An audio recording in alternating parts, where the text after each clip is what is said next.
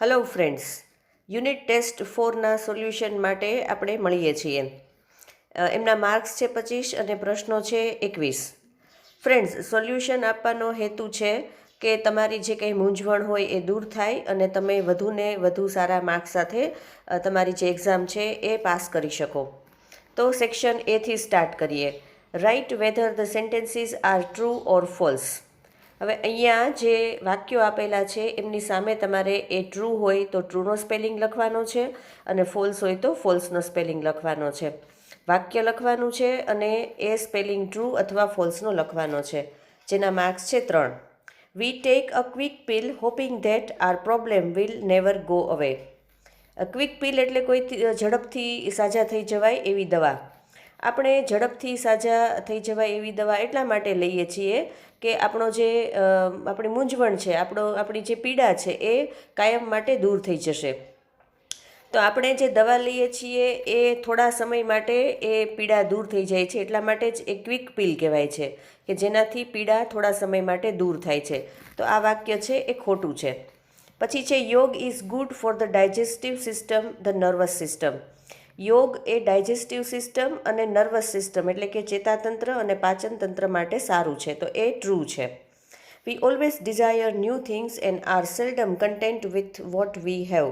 આપણે હંમેશા નવી નવી જે વસ્તુઓ છે એમની ઈચ્છા કરીએ છીએ અને આપણી પાસે જે છે એમનાથી આપણને ક્યારેય સંતોષ થતો નથી, તો એ સાચું છે, ટ્રુ છે.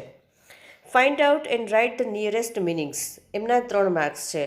આપેલ શબ્દ જે છે એ ઓપ્શન્સ 4 આપ્યા છે, એમાંથી એમનો નિયરેસ્ટ મિનિંગ એટલે કે સમાનાર્થી આપણે શોધવાનો છે. એન્ઝાઇટી એટલે કે ચિંતા, તો એનો સમાનાર્થી છે વરી. વાઇટલિટી એટલે કે સ્ટ્રેન્થ. વાઇટલિટી એટલે કે સ્ટ્રેન્થ, જેને આપણે તાકાત કહીએ છીએ. પ્રોલોંગ એટલે લંબાવવું. તો એના માટેનો જે ફૂલ શબ્દ છે એ નિયરેસ્ટ મિનિંગવાળો એ છે extend. Next exercise. Select the most appropriate language functions from the brackets and write them against sentences. બ્રેકેટમાં લેંગ્વેજ ફંક્શન્સના નામ આપ્યા છે. ફ્રેન્ડ્સ, અહીંયા સ્પષ્ટ લખ્યું છે કે રાઇટ ધેમ અગેન્સ્ટ સેન્ટેન્સીસ, એટલે વાક્ય લખી અને એમની બાજુમાં આપણે સાચા લેંગ્વેજ ફંક્શન્સ લખવાના છે, માત્ર જવાબ નથી લખવાના, વાક્ય પણ લખવાનું છે. તો કૌંસમાં આપેલા લેંગ્વેજ ફંક્શન જે છે એ કયા વાક્ય સાથે બંધબેસતા છે એ આપણે જોઈએ. 7th. What a horrible accident it was. Friends, આ વાક્ય જોઈને જ ખબર પડી જાય કે એ છે એ નવાઈ, આશ્ચર્ય, દુઃખ એવું દર્શાવે છે, એટલે એ થશે એક્સક્લેમેશન. વાક્ય લખવાનું છે અને એમની બાજુમાં આપણે લેંગ્વેજ ફંક્શન લખીશું એક્સક્લેમેશન. પછી છે if you had done yoga you would not have suffered more. હવે જુઓ ફ્રેન્ડ્સ, અહીંયા ઇફવાળું વાક્ય છે જે કન્ડિશન એટલે કે એક શરત દેખાડે છે, expressing condition in the past. તો એમના કીવર્ડ્સ છે ઇફ, અનલેસ અને બીજો કીવર્ડ છે હેડ, કે જેમાં વાક્ય છે એ હેડથી શરૂ થતું હોય, સાદું વાક્ય, અને એમની સાથે કોમા કરીને બીજું વાક્ય પણ જોડાયેલું હોય. તો ઇફ, અનલેસ કે હેડથી શરૂ થતા સાદા વાક્યો એ કન્ડિશન ઇન ધ પાસ્ટ દેખાડે છે. તો આપણે અહીંયા લખીશું condition in the past, expressing condition in the past. બ્રેકેટમાં જે રીતે ફંક્શનનું નામ લખ્યું હોય ફ્રેન્ડ્સ એ રીતે જ આપણે વાક્યની સામે લખીશું. He will either seat in the class or stand in front of the class. હવે ફ્રેન્ડ્સ, અહીંયા આઈધર ઓર એ ચોઇસ દેખાડે છે, પસંદગી દેખાડે છે, તો આપણે લખીશું એક્સપ્રેસિંગ ચોઇસ, જેમાં આઈધર ઓર પણ હોઈ શકે, નાઈધર નોર પણ એમનો કીવર્ડ છે, આઈધર અને નાઈધર પણ એમના કીવર્ડ્સ છે. પછી છે in spite of his ill health he took part in sport competition. એમની હેલ્થ એટલે કે સ્વાસ્થ્ય ખરાબ હોવા છતાં પણ એમણે જે રમતગમતની હરીફાઈ હતી તેમાં ભાગ લીધો. તો ઇન સ્પાઇટ ઓફ એટલે એ બે વિરોધી વાક્યો દર્શાવે છે, કોન્ટ્રાસ્ટ. તો આપણે એ વાક્યની સામે લખીશું એક્સપ્રેસિંગ કોન્ટ્રાસ્ટ. એમના બીજા કીવર્ડ્સ છે but, still, yet, despite, though, even though, although અને as. Next exercise. Select and write the most appropriate questions to get underline words, phrases as their answers. હવે ફ્રેન્ડ્સ, અહીંયા જે લીટી કરેલા શબ્દ અથવા તો શબ્દ સમૂહ જે હોય એ ન આવે એ રીતે આપણે પ્રશ્ન બનાવવાનો હોય છે અને એ 4 ઓપ્શન્સમાંથી એ જે સાચો પ્રશ્ન છે એ આપણે શોધવાનો છે. લીટી કરેલો શબ્દ અથવા શબ્દ સમૂહ ન આવવા જોઈએ. 11th. Brijesh is hospitalized for some severe dietary problem. હવે લીટી કરેલો શબ્દ છે એ દર્શાવે છે કે એ પ્રશ્નમાં ન આવવો જોઈએ. બ્રિજેશને કોઈ એવા સખત એવા પાચન તંત્રને લગતા રોગ માટે થઈને મુશ્કેલી માટે હોસ્પિટલમાં દાખલ કરવામાં આવ્યો છે. તો શા માટે? ફોર શબ્દ છે એ કારણ દર્શાવે છે. તો આપણે વાયવાળું જે વાક્ય છે, વાય ઇઝ બ્રિજેશ હોસ્પિટલાઇઝડ, એ સાચું થશે. જે પ્રશ્ન છે એ સાચો થશે. તો આપણે બી એમ કરી અને જે આખો પ્રશ્ન છે એ લખીશું. Next, a physical disease disturbs the emotions. જે કોઈ પણ શારીરિક રોગ છે એ લાગણીઓને નુકસાન પહોંચાડે છે. તો એ કોને નુકસાન પહોંચાડે છે? એ ડિસ્ટર્બ્સ ધ ઇમોશન્સ. ઇમોશન્સ એ કર્મ છે. તો આપણે વોટથી શરૂ થતો પ્રશ્ન હોય એ અહીંયા જોવો પડે. તો અહીંયા બે જે પ્રશ્નો છે એ વોટથી શરૂ થાય છે, પણ લીટી કરેલા શબ્દ છે એ પ્રશ્નમાં ન આવવા જોઈએ. તો જે પહેલો પ્રશ્ન છે, what does a physical disease do, એ સાચો પ્રશ્ન થશે. જ્યારે જે ચોથો પ્રશ્ન છે એ સાચો એટલા માટે નહીં થાય કે એમાં જે લીટી કરેલો શબ્દ છે એ આવી જાય છે એટલા માટે. Section B, read the extracts. Extracts એટલે ફકરો. And answer the questions. જે પેરેગ્રાફ ફકરો આપ્યો છે એ વાંચી અને આપેલ પ્રશ્નોના જવાબ આપવાના છે. ફ્રેન્ડ્સ, અહીંયા જવાબ લખીએ તો ચાલે, પ્રશ્ન લખવાની કોઈ જરૂર નથી. 13th, વોટ ડઝ આયુર્વેદ ટીચ અસ. આયુર્વેદ આપણને શું શીખવાડે છે? તો એ પહેલી જ લાઇનમાં જવાબ આપેલો છે. Ayurveda teaches harmony with nature, simplicity and contentment as keys to wellbeing. એ જવાબ છે. આખી લીટી આયુર્વેદથી શરૂ કરીને બીજી લીટીમાં વેલબિંગ સુધી એ આપણે જવાબ તરીકે લખીશું. Next, why does Ayurveda connect us with the source of creativity. નવી નવી બાબતો સાથે એટલે કે સર્જનાત્મકતા સાથે આપણને આયુર્વેદ શા માટે જોડે છે? 14th ક્વેશ્ચન છે, એમનો આન્સર છે જે થર્ડ લાઇનમાં આપ્યો છે. It કનેક્ટ્સ us with the source of creativity and happiness within ourselves so that we can permanently overcome our psychological problems. હવે ફ્રેન્ડ્સ, અહીંયા જે લાઈન આપી છે પેરેગ્રાફમાં એમાં ઈટ લખ્યું છે, તો આપણે ઈટ કાઢી નાખીશું અને ત્યાં લખીશું આયુર્વેદ. નેક્સ્ટ ક્વેશ્ચન છે, વોટ ઇઝ યોગ. તો એ માટે પેરેગ્રાફની પહેલી લીટીમાં લખ્યું છે, યોગ is a holistic exercise that provides physical, mental as well as spiritual benefits. તો આ છે એ 15th ક્વેશ્ચન છે, એમનો જવાબ થશે. Next, what are the benefits of યોગ.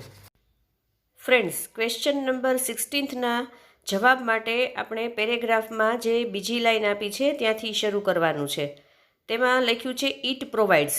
તો ત્યાં ઈટ આપણે નહીં લખીએ, ત્યાં લખીશું યોગ. અને પછી આખો જે પેરેગ્રાફ પૂરો થાય છે ત્યાં એ આ 16th પ્રશ્નનો જવાબ પણ પૂરો થશે. જવાબ આપણે આ રીતે લખીશું. યોગ provides workout for the muscles. It also benefits joints, ligaments and the skeletal system by improving flexibility and balance. It is good for heart and stimulates the cardiovascular system. It oxygenates the blood and helps strengthen the heart. Section C. Read the following passage and answer the questions. પેરેગ્રાફને વાંચીને પ્રશ્નોના જવાબ આપણે શોધવાના છે. 17th, what was the idea of John Roebling. જે John રોબલિંગ છે એમનો આઈડિયા શું હતો? તો જવાબ આપણે આ રીતે લખીશું. The idea of John Roebling was. પછી જે ફર્સ્ટ લાઇન છે પેરેગ્રાફની એમાં છેલ્લે લખેલું છે to build a spectacular bridge connecting New York with the Long Island. તો જવાબ પૂરો આ પ્રમાણે કરીએ.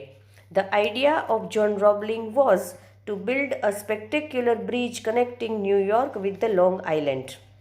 Next, what did the bridge building experts say about Roebling's idea. Friends, પેરેગ્રાફમાં જે થર્ડ લાઇન છે એમાં લખેલું છે બ્રિજ બિલ્ડિંગ એક્સપર્ટ્સ, ત્યાંથી. તો આપણે જવાબ આ પ્રમાણે શરૂ કરીશું. The bridge building experts throughout the world thought that this was an impossible feat and told Roebling to forget the idea. આ છે એ જે 18મો પ્રશ્ન છે એમનો જવાબ થશે. Next, what does CSR ask customer. CSR એટલે કસ્ટમર સર્વિસ રિપ્રેઝેન્ટેટિવ. એ જે છે એ ગ્રાહકને શું પૂછે છે? એમનો જવાબ થશે CSR ask customer to install લવ. Next, what does CSR advise customer.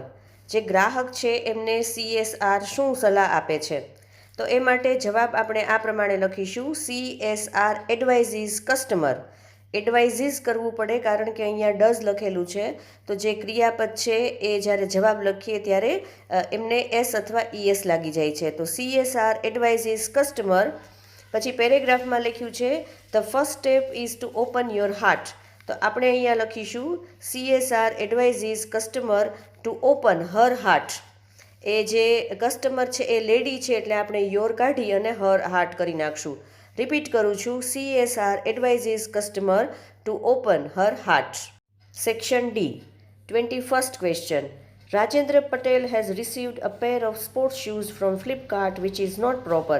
So write an email for the replacement of it to flipkart@co.in. હવે રાજેન્દ્ર પટેલ નામના જે વ્યક્તિ છે એ સ્પોર્ટ્સ શૂઝની ખરીદી તેમણે ફ્લિપકાર્ટમાંથી કરેલી છે જે બરાબર નથી, અને એમને કારણે એમને એ શૂઝ છે સ્પોર્ટ્સ શૂઝ એ બદલવા છે. તો ફ્લિપકાર્ટને ઈમેલ કરે છે અને આપણે એ ઈમેલ લખવાનો છે.